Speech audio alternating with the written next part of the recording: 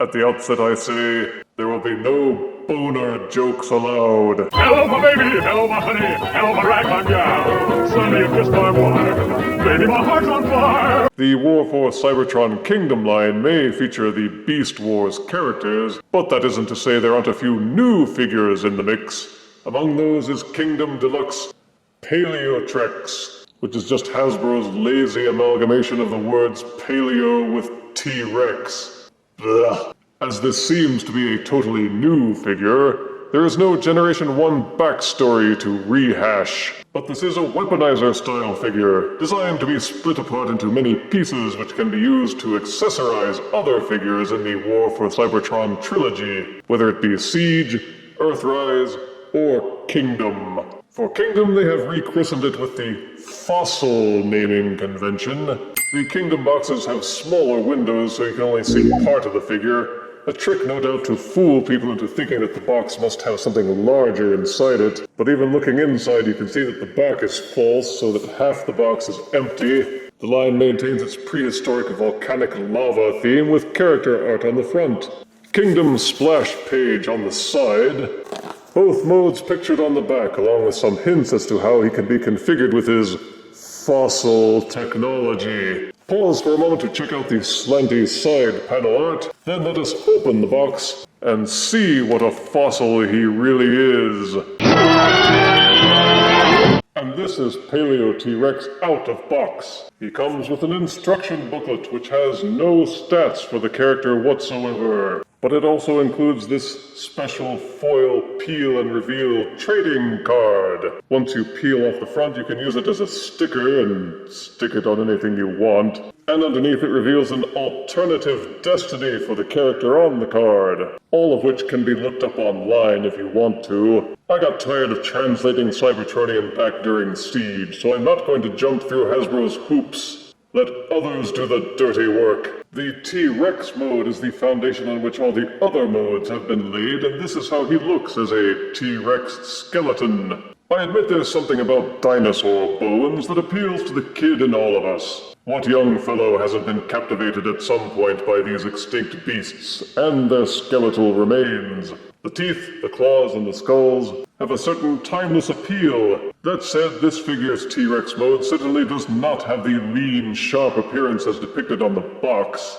I guess that was just too hard for the lazy slobs at Hasbro to replicate. The colors are an off brown rather than a bone white, with all the other parts done over in a much darker chocolatey brown. I guess they figured having it all one color would be boring. They did their best to make it bony in appearance, but the only place that really pulls it off is the T-Rex skull. It has the ocular cavities, the jaws and the teeth, and it is a passable imitation. The other parts of the body don't fare quite as well. You can see the robot head kind of jammed into the back behind the T-Rex skull, and it isn't even a particularly good fit. The neck lacks that graceful theropod curl. The T-Rex arms are dinky and useless, which is not unusual for this animal, admittedly. The rib section looks solid, with only the shadows between each rib dimple, giving the illusion that they are separately molded. P.S. They're not. The chest and the pelvic bone are okay, if not anatomically accurate. The tail is all one solid piece, again with the bones all fused together with only a sculpted impression of individual vertebrae. It's got these pegs jutting out of the side, further challenging your willful disbelief, but the legs and the feet look okay if you squint hard. Otherwise you will see all the seams and joints laid bare and ugly to your gaze. And the Dyno has these weird heels which may help with balance, but they look tacky, especially with these holes in the back. You can use these open ports to arm him up with Titan Masters, Battle Masters, Fire Blasts, or other accessories from the other trilogy lines to enhance his appearance or detract from it, however the case may be. I wish that the tail was a bit longer and that the robot head stored someplace else. But for the Dyno mode, the main appeal is in the articulation. The dinosaur jaws will open and close. You can lean the head back and drop his mouth open for biting. Ouch! Unfortunately, the robot head stuck in the back of the neck hinders the articulation from moving backwards, but you can pull that section out and get more range of motion. You can angle the dinosaur neck backwards, revealing this ugly gap. Each of the T-Rex mini-arms is ball-socketed for full rotation, and you can kind of waggle them in and out a bit too. The pelvis section pegs into the back so you can rotate it 360 degrees until you start bumping into the pelvic bone. There's a hinge at the back of the tail so that you can angle the tail upwards about this far, but it will only go down about this far so it's sticking straight out back. Each leg will rotate 360 degrees at the hip and also splay outwards. The way the transformation is rigged, there is a secondary hinge at the back of the thigh. You can angle it backwards about 90 degrees. It's meant to stay straight, however. And there is also another hinge here which will also rotate backwards a little over 90 degrees. Between the two hinges, you can get quite a lot of range of motion on the leg. This knee is only pegged in, so it will rotate 360 degrees. Another hinge at the base of the foot will allow the foot to angle backwards and forwards almost 180 degrees. There is a mushroom peg at the ankle which allows the foot to rotate 360 degrees as well, and the toe claws will angle up and down. So it is possible to get a fair degree of articulation out of this bony beastie. He may not pose as well as we might like, but it still poses a lot better than you might think. For my part, I wish that the neck and head were more posable, that the head could swivel, and that the feet could do a side-to-side ankle tilt for even more stability. The transformations are a bit more complicated since you have to pull them apart in order to do any of them, but most of the steps are just rotations. To start transforming Paleo T-Rex, take the head section out of the back of the neck, then untab and unpeg the bone armor from the chest. You can split apart the rib cage from the side. It pegs together into the pelvic bone using these two pegs here. Pop them loose, and the chest section will remove pretty easily. Fold the dinosaur arms down against the ribs. Then take this peg which is jutting outwards and rotate it so that it's pointing up. The entire neck section unpegs from the body. Then take this peg and put it into this hole underneath the dinosaur jaw by folding it up. Then you take this hole underneath the vertebrae and jam it into the peg which comes out of the underpants. This exposes a peg hole in the front which you use to peg in the bone armor and make Paleo T-Rex's chest or a goofy fangy face. On the top section there is this exposed peg hole. Use it to jam in the head and neck of the robot. Take the rear of the T-Rex skeleton and pull this section apart from the back of the tail. It splits in the middle and pegs together when you're transforming back into T-Rex mode. Pull the dinosaur legs apart from the hip. They unpeg as well. Take each of these hinges at the top and fold them up. Then pull the thigh bone off of the dinosaur legs. Take each thigh bone and flip out to this section at the back. Then the dinosaur thigh bones peg into the bottom of the rib cage to become Paleo T-Rex's feet and legs. Pull apart the last parts of the pelvic bone. Take this top peg and fold it down and peg it in to become one of Paleo T-Rex's arm shoulders. Do the same with the other half of the tail that you pulled loose. Then take the ends of the dinosaur feet and fold them inwards to become hand claws. Each of those will then peg into the elbows. And this is Paleotrex in his, well, I don't know if you'd call it a robot mode. It's more of a mangled skeleton mode.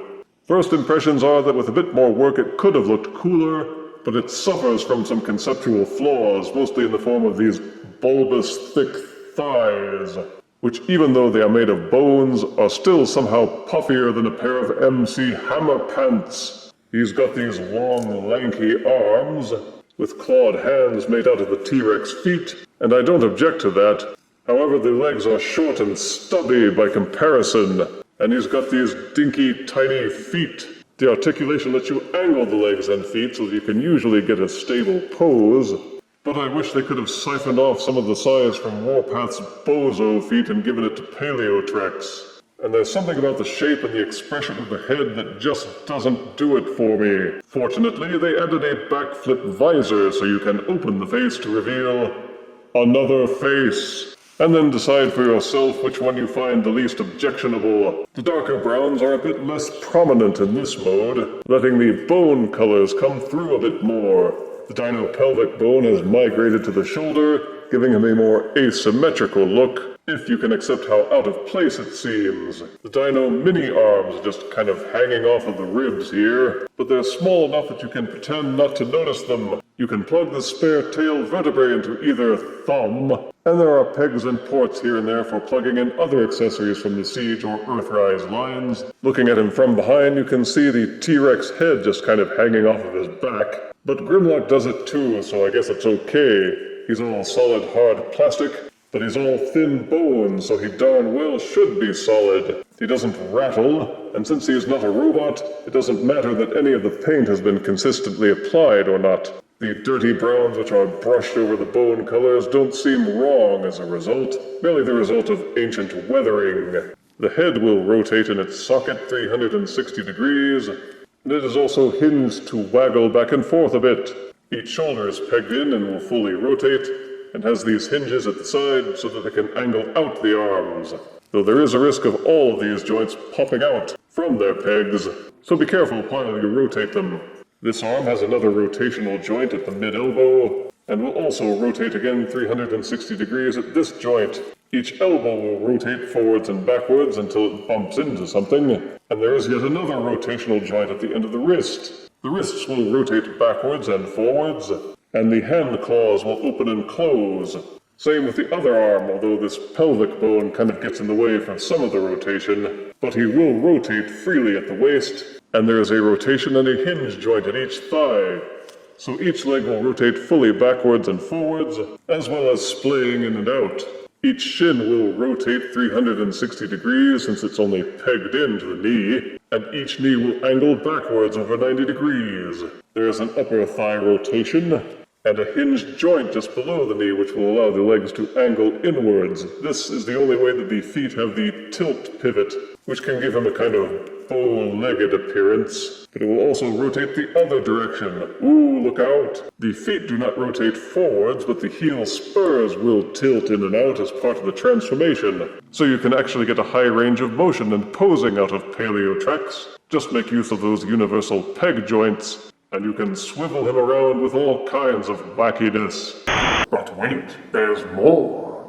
Paleotrex is configured as a Weaponizer-style transformer, so you must split Paleotrex apart into a big pile of bones. Take the pelvis bone section, insert the tail, and then insert the end of the tail to make a kind of axe weapon. Hassan Chop. Take the ribcage underpants, and with the ribs flipped upside down, rotate the pelvis section so that this peg is facing outwards. Peg the dinosaur thighs into these joints, rotate them so that you can get the maximum angle out of their rotation joints, then peg in the ends of the dinosaur feet. This will turn him into a kind of clawed backpack, which can be plugged into the back of any compatible Siege or Earthrise figure for menacing, grabby action. I've got you now. The axe weapon will plug into any 5mm peg hand, plug the bone armor into any open port to serve as additional hand armor. The dinosaur head and neck are also meant to plug into any open port as an additional arm weapon, while Paleotrex's head and neck are meant to plug into any open hand as a silly, goofy club or totem pole. The axe tapers a bit at the handle, and larger figures will look silly holding this mace, while smaller figures will look silly holding the arm backpack. But it's nice that you're not stuck with just the robot and dinosaur modes. But wait, there's more! Keep the backpack as it is, but pull the dinosaur feet off of it to leave these ports open. The remains of the backpack will again plug into the back of any compatible War for Cybertron figure. Take the dinosaur feet, fold them out, then tilt the ankle down, and make sure that this peg is pointing up. These are then meant to become elevator shoes or stiletto heels to plug into the bottoms of the feet of any compatible War for Cybertron line figure. Fold up the T-Rex head so that the peg goes into the bottom of the jaw. This will point one of the ports open towards the end of the dinosaur schnoz. Then you take the axe weapon and use this port at the end to plug both of them together and form a kind of mega dinosaur bone sword. But how does he hold the sword without a hilt? Well, you're supposed to take the head and neck accessory, then push it up through the back of any compatible figure's hand. Then you can plug the sword into the end of it, and voila! he's got his Mega Bone Sword. Then once again as an afterthought, you plug the bone armor into any open port. And this is a War for Cybertron figure dolled up using the second Weaponizer configuration for Paleotrex. And the dinosaur feet as elevator shoes just doesn't work for me either. Any bot that you configure thusly is more likely to make his enemies laugh themselves to death as anything else. And the backpack cannons are frankly better when you plug in other guns, so that they at least look more impressive. For size comparison, here is War for Cybertron Deluxe Paleotrex next to Studio Series 86 Leader Grimlock. Here is Deluxe Paleotrex next to Power of the Primes Legends Class Cindersaur. Here is Deluxe Kingdom Paleotrex next to Jurassic Park Amber Series Velociraptor. And here is Deluxe Kingdom Paleotrex next to Iron Diebot Sever. This figure is already being slated for a repaint in the Netflix series line to be done over in Barney-style purple. So whether we will or nil, Hasbro thinks this figure is popular enough to reuse a few times, so it looks like we're stuck with him. Positives are that the Dyno Mode is passable. Both modes sport strong articulation. The colors are not entirely displeasing, and the Weaponizer gimmick means that you will not suffer from lack of playability. You can keep it as a dino, or a robotic skeleton, or you can pull them apart and use them to bone up your other figures.